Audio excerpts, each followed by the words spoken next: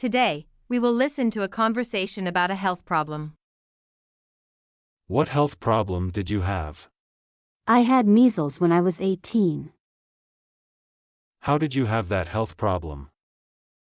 I thought I catch measles from someone when they cough or sneeze.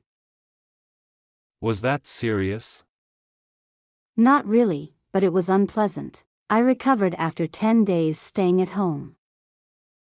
What were some symptoms of that health problem? I had a cold and fever with a cough, a runny nose. The small grayish-white spots appeared on my body too. Did you take any medical treatment? No, I didn't. The situation wasn't serious enough to be sent to the hospital then. How could you recover from it?